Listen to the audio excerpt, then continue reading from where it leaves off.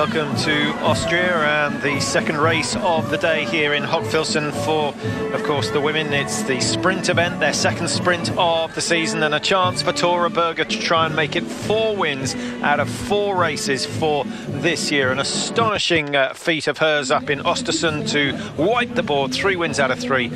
Still won't be the best if she manages that, because if you cast your mind back to 2006, 2007, Ole Einar Bjorndalen, 5 in a row. So still 2 big races for Berger. It's going to be a big ask today. The conditions are not easy here in Austria. We'll take a quick break. We'll be back with the start. Sarah Studebaker of USA will be the first away. Welcome back. Well, here are the scenes in Hochfilzen, and let's have a look at the track. Mike, this is your job. Talk us around the tracks here in Hochfilzen. First 800 metres, now coming up to 1 kilometre. It's too fast if they could ski that speed. I would say in terms of keeping the field together, we saw in the men's race it's very tight. There aren't many areas of difficult in terms of technical, so it closes the pack together. The strong athletes, as we saw in the men's field, Bernbacher and of course Fourcade, can take time out of the best of the rest. So maybe Tora Berger, the form she's on, could make it 4 in a row. They can, but not quite as easily as perhaps on some of the harder tracks, say Ruhpolding or of course Antholz and Selva.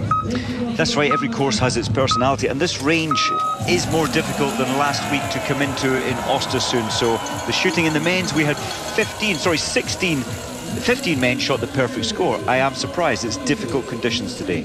Well, that's exactly the same as last year. So we'll see how the women get on. Sarah Studebaker is the first away for the USA. Finished 15th in Contiolati last year with a clear shoot. So she's got a chance of top 15, maybe even top 10. Gontier of Italy, a youngster in the Italian team, only 21. And, of course, the Italians relying on Michela Ponza really to do something. She starts number 50. Well, certainly what I've heard and seen from Gontier, she's a big talent. The Italians think that she is going to cut it in the big time. She didn't shoot well last weekend, missing 4 in this race, but has the potential for a top 20 today. Lebedeva goes for Kazakhstan. Needs to be careful on the prone shoot. She missed 3 in the prone in Östersund in the sprint, and that put her out of contention.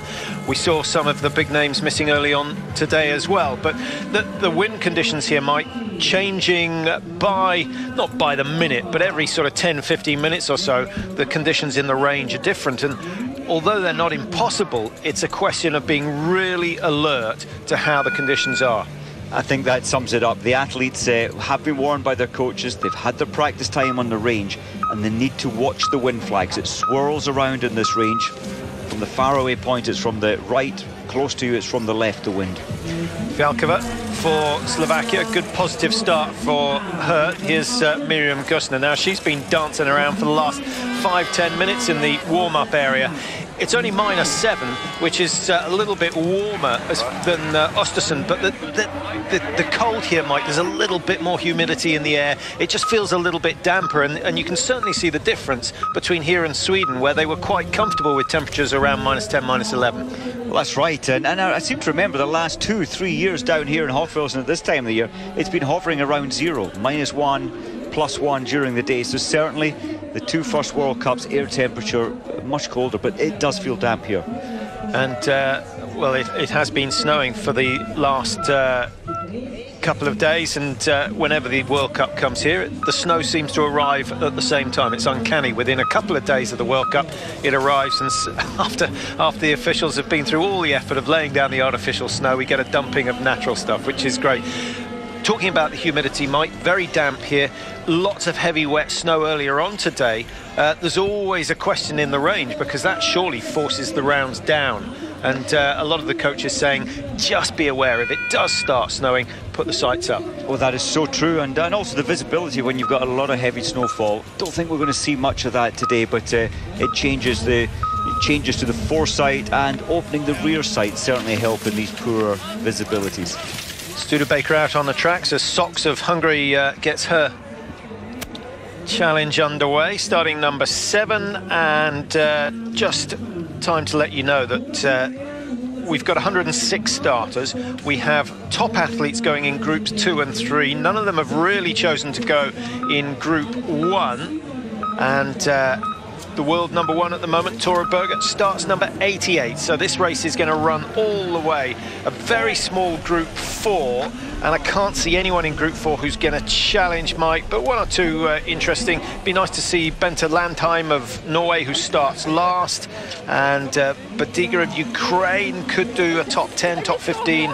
Dorothy Vera of Italy, she certainly capable of top 20, but she'll have to shoot the perfect score to achieve that. She will. It's Rosanna Crawford, her sister, preparing for sprint races over in Canada in the cross country.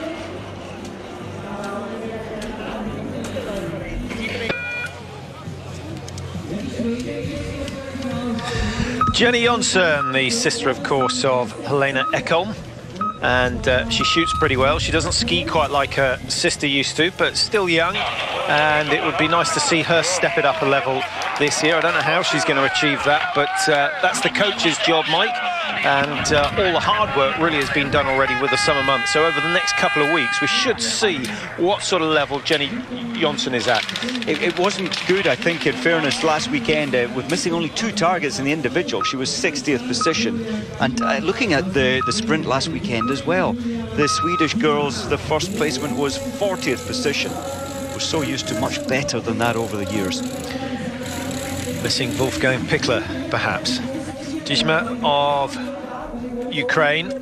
Good solid start from her. Remember the women's race, just 7.5 kilometers, and so laps of 2.5k, which in normal conditions would take just over 6.5 minutes. Today snow's a little bit softer, it's a little bit slower. We may find the times are fractionally slower, but we'll keep an eye on it.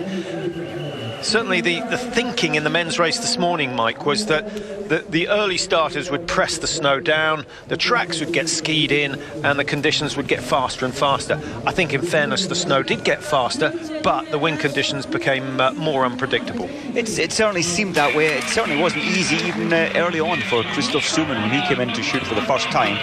And it fluctuates. It really is luck of the draw. The coaches have to make their decisions based on what they see the days leading into the races. And there hasn't been any wind influence in training leading into today's races. Fialkova up to the top of the biggest climb on this course. She's doing pretty well. Doesn't have much experience of World Cups.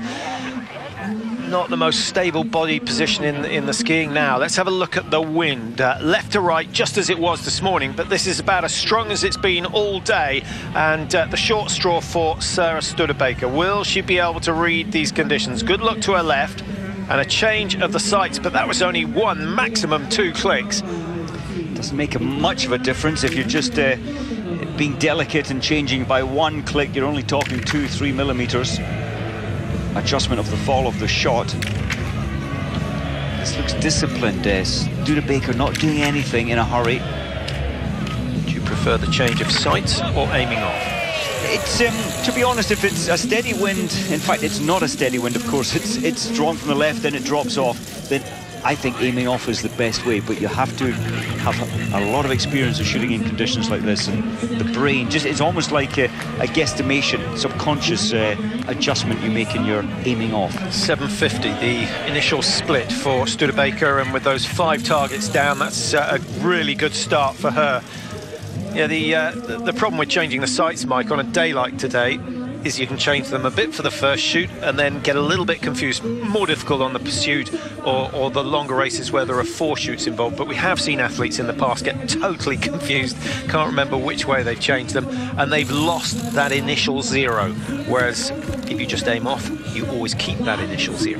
It's a very valid point, and I think we saw Brune, especially Brune, one of the best shot here in the women's field. She adjusted last week, first time in, and then she put her sight straight away back to the dead 0 that she knew. A lot of variation on the rifle stocks this year.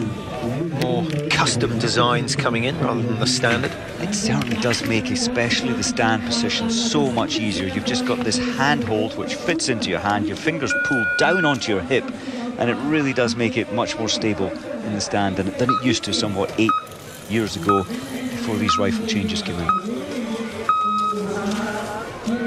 Tira Lekhoff familiar name to biathlon, but Stian Eckhoff now retired from the men's world, and a pretty handy athlete he was too. I'm surprised more Norwegians don't change nationality, because it must be the hardest team to get into, along with the German women's team, which over the years, but they've had problems of their own with big retirements over the last 3 years. All the top names have now gone, and it is up to women like Dull and of course Bachmann, who has just started to try and claw Germany's way back to the top. The men are doing a fine job at the moment, and another good performance by the men in this morning's sprint event. Belova of Russia. She's fast, well placed in the World Cup standings after just 3 events this year, lying 11th, and her best finish was the opening race of the season, 6th position in the individual. Anastasia Kuzmina, she is the Olympic champion in this particular discipline. She'll keep that for at least another 14 months. Whether she will be able to retain her title, we'll have to wait and see. It would be a long shot. I think you'd get very good odds on that. You would. The Olympics are special, aren't they? The athletes take them as their key point for the season, so there's less pressure. You can pick and choose your races. If Kuzmina does it right, she could take that title again. Rosanna Crawford with a really intense stare down the range, looking at the wind, trying to read exactly what is going on. Watch to see if she changes the sights. No. I think sensibly, under the end of the barrel, the foresight area, she's definitely added on some 250 mil extra weight. It just screws on underneath the foresight. That's good solid shooting, very quick as well, and in tricky conditions. So the North Americans are on target so far. Gontier with the leading time of 7:39, but Crawford is about to push that mark down just a little bit. She'll be at least 15 seconds, 17 seconds the margin, and a really encouraging start for Rosanna Crawford. I hope Chandra is watching that one, and maybe that will inspire her to great things in the cross-country events coming up over the weekend. Gasparin of Switzerland as Miriam Gostner gets underway. So much promise before she hit the senior tour. Yet to be fulfilled, I think. She's got potential, there's no doubt about that. But Mike, it's all a question of learning to shoot consistently well. That's the secret. We saw Gustner flying over the first of the rises. She's got the tempo, she's got the drive, the mindset to push herself hard. I don't think she can switch that off when she comes into the range. She's still in that mega race mode, and you need to change your thinking. You think she's a large burger of the women's tour? In a sense, yes. She's got the speed, but not able to just transfer into a completely different mode. Good start from Eckhoff, looking very solid.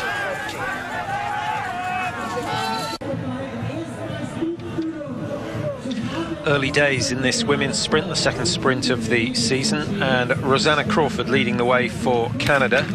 Kalinchik now on the mat for Belarus. Domracheva will be racing, and just looking to see exactly which bib number she's got. She's got number 54, Daria Domracheva.